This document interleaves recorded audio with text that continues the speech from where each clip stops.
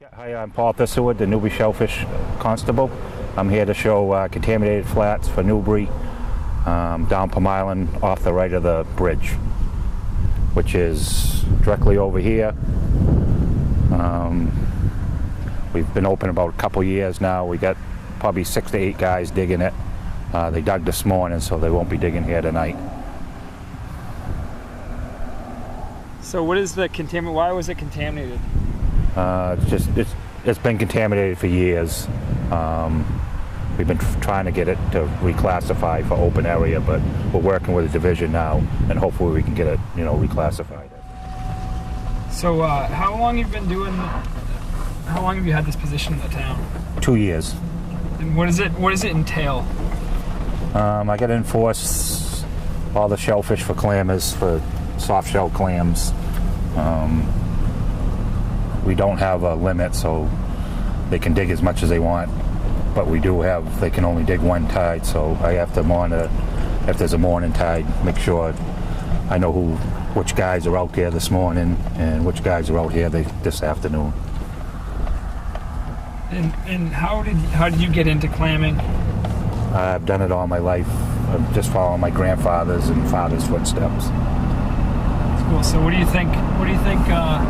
Clamming is like definitely has a lot of history in this area and everything. Like, what do you think it means for the kind of history of and kind of the makeup of what Newbury is and like the greater Newburyport area?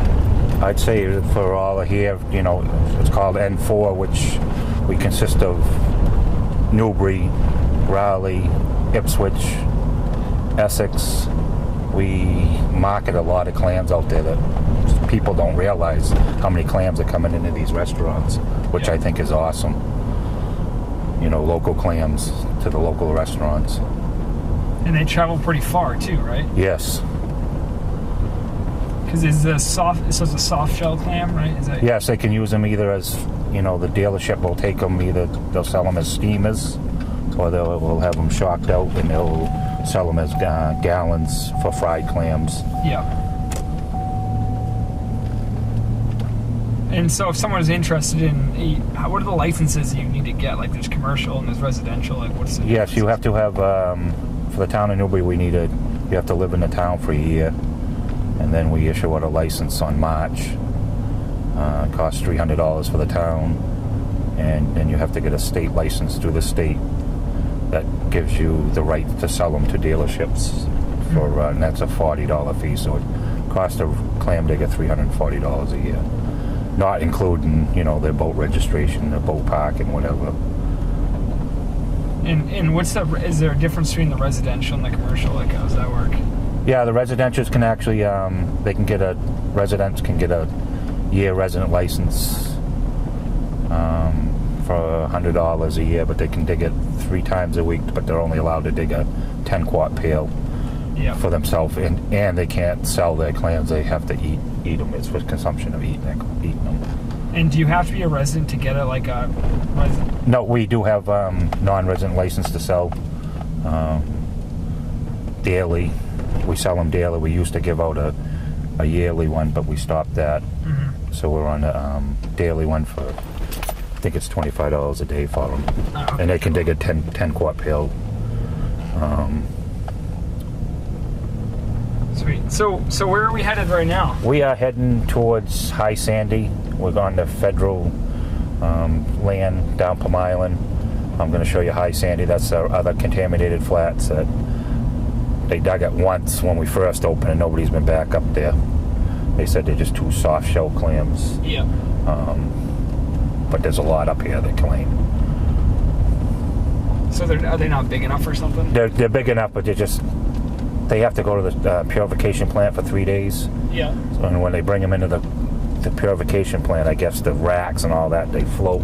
Oh. They're just full of air, and so they just stop not digging them because they're not making it when they're coming out of there. So the dealers don't really want them. Yeah.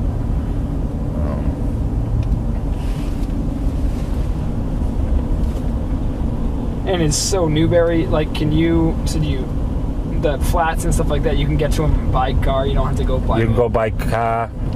That's where I'm taking you down to I call it the maintenance garage for the federal land.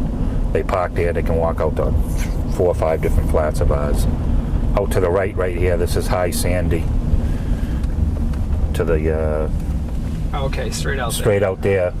And on the other side of that little channel right there, that is Pork Island. That's considered as open area for people to dig. Oh, okay. And you don't need your contaminated license to dig on the other side of this.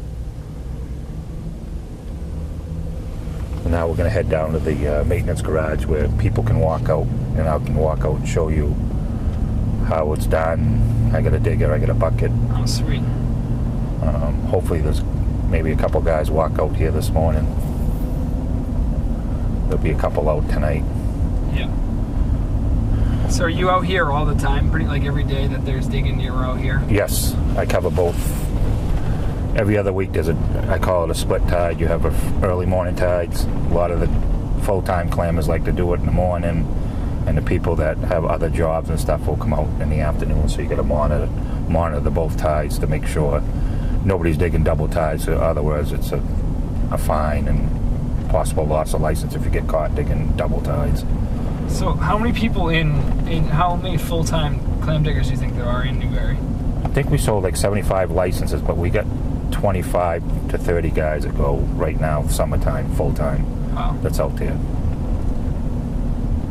It's pretty amazing if you think about it. That's a lot of people. It's a lot, you know. And I think every town is roughly about that, except for Raleigh.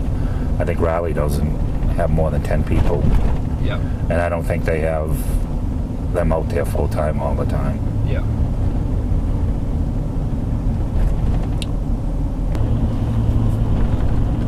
So how long does it take to get out, like, by boat? Is it quicker by boat to get out to this? Yes, it's probably, if you take a boat, they can probably get down there in 15 minutes. Yeah.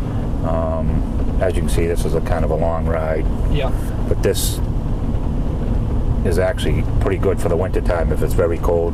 A lot of people walk out with sleds, and they'll, dig what they can dig, and they walk back with their sleds, and so they're not fighting the cold in the boat.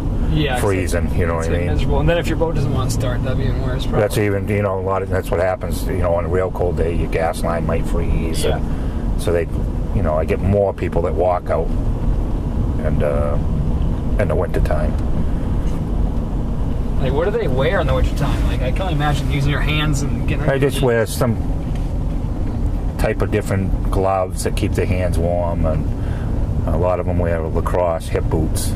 Yeah. Those are the best out there for winter time. Sounds intense. It is. I tip my hat off on them for the winter. Yeah. Now we're pulling into the maintenance garage. This is where they park their cars, and they can walk out from here. Okay. And to the left is, they call the Spot and the Horseshoe. And half that horseshoe, well, less than half, this end is Newbury, and the left end is Raleigh. Oh, okay. And right straight out where we're going to walk out, we call it the Islands. Down in, it's called the Cove. Across the way over here is, they call that the second flat. As you can see, the flat way over there. Yep. And you can't really see to the left. They call that Oddways or first flat. Oh, okay. And this is where you can just walk for miles, that just park your car and sneak up on, and they don't even know you're there. Yeah, you know sure. what I mean? It's just,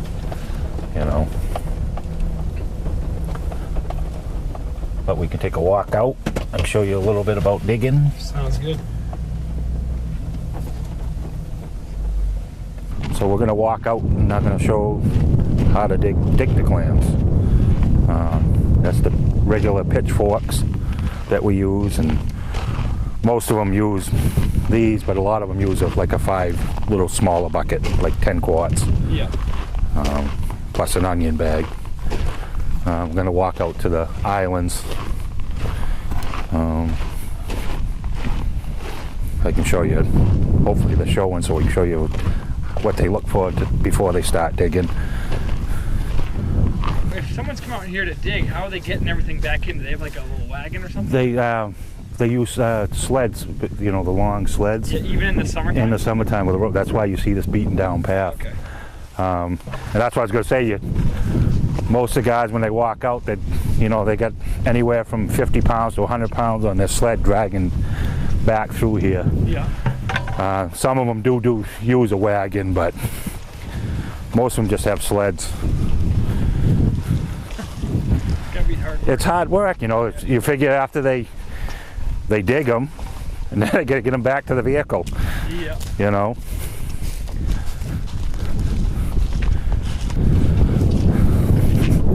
Careful. Oh, this is a huge area, huh? Yeah. So like I said, they call this part the cove. Out front of us is the islands. To the left, that other little flat right there is called the Spot.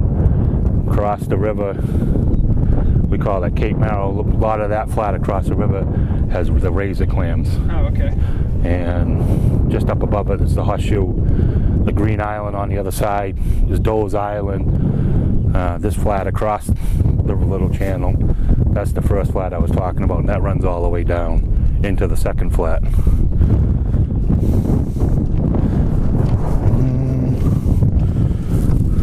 gonna be fun getting them up from here. Oh, well, what they do is they lug them, they put them, and they take their sleds after, and then they just put them on. As you can almost see, the small little pinholes, that's our little baby seeds. Okay, yep. See them all? Yep. See as you walk. Okay, see the holes. So that's a whole... That's what the clammers are doing. They're trying to find like 15 or 20 of them together. Yeah. You know what I mean? And they'll start a hole. See that, like that. Oh, okay. So that's what they're doing, they're walking out. When they do that, and a lot of them just get one hole and they just keep going. Yep. But the good diggers will just look for sections of a good, of a bigger hole. Means a bigger clam. Yeah. You know what I mean? That's what, like you can see that one there all by itself before you even do anything. But if you do that, I don't know if, see the holes? Yep. That's the clam necks. Oh, wow. You know what I mean? They're coming from nowhere. And there was no holes there. That's crazy. So is that their little spout? Yeah. That came up there? So is that a legal size? That's illegal. I was trying to find a smaller one for you.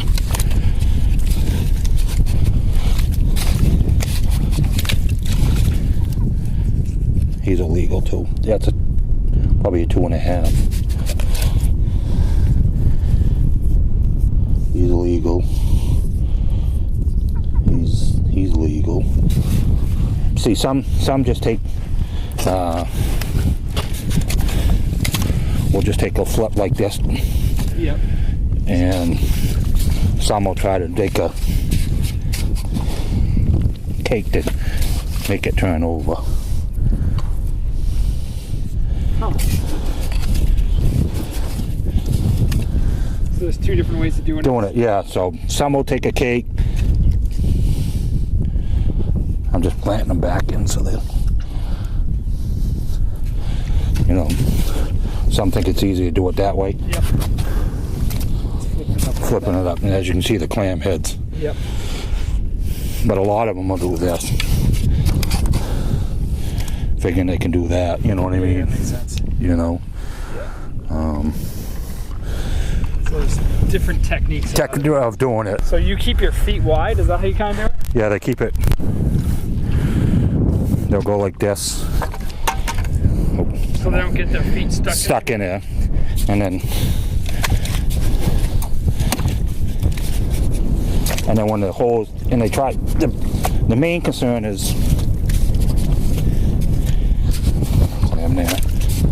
is keeping your hole clean, and then they get your feet in there. And then you just, and as you keep going, that's all you do is, and then you know what I mean, they're putting the clams in the bucket. So when they see the heads? See the head right there? Yep. So they go like that to get rid of that side, and you'll go just in front of it. Yep. And there they are. Ah, okay. You know what I mean? Yeah. So you're not breaking the clams. Yeah. Like how many of those do you need to get in order to, like, Is there like a weight typically? Well, different areas, you know, when you turn it, you're going to have 10 or so in them that are 2 inches or more. Yeah. And then you got the baby ones that you just leave behind. And that's what the tide will do after the tide. So if that was dug this morning, hopefully 60% of them will take and the little ones will live, you know what I mean, after. But we also got the seagulls. Yeah.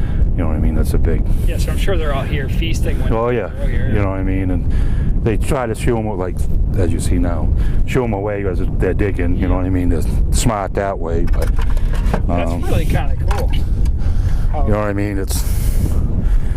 Like I said, I've been doing it for... I'm 49. I've been doing it since I was 6 or 7 years old. Yeah. So do you still do it for fun sometimes? No, when I took this job over, that's the one thing I had to do was give my license back. So, as you can see, my clam digger's rusted. And is there like a tech, like everybody does something different for their clam? Yeah, some will have them out a little bit more. Yep. Some might have them in a little bit more. Some might have them cut. It might only be that big. Yeah. You know, it all depends on what they want to use or how they can handle it, you know. I think this digger, I just took it and I grinded it down because it was like that. Oh, really? But I haven't used it for so long, so.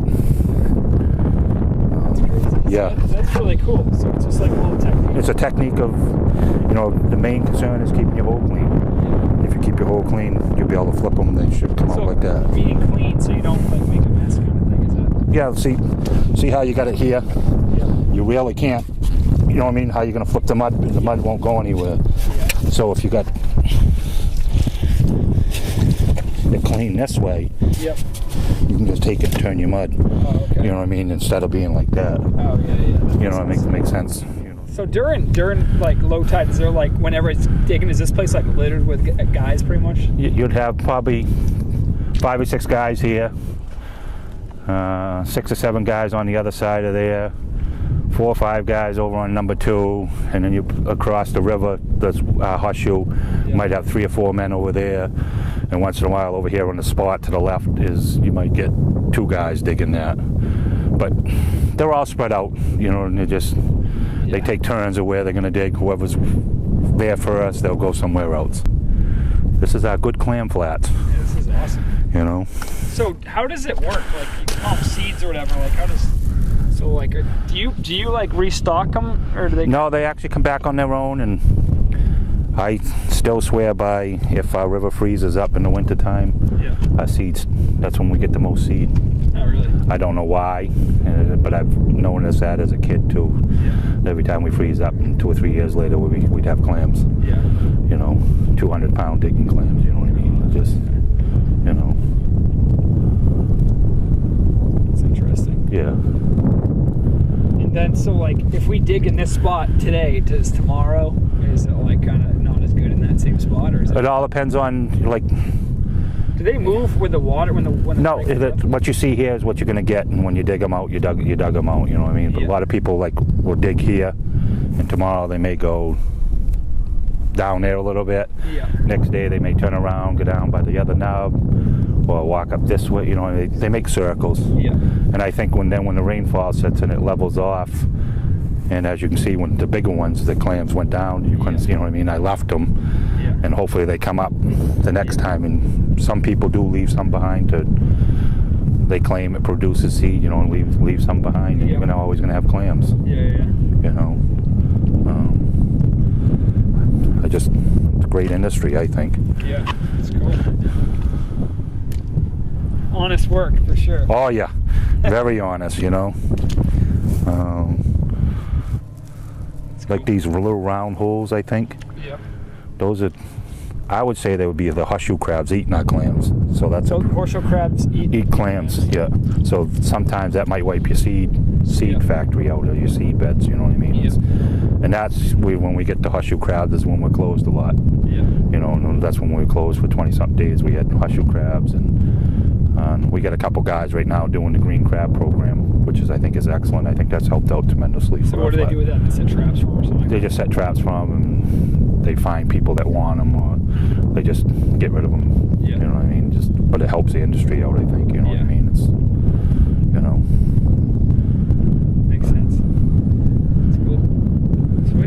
you. You're welcome.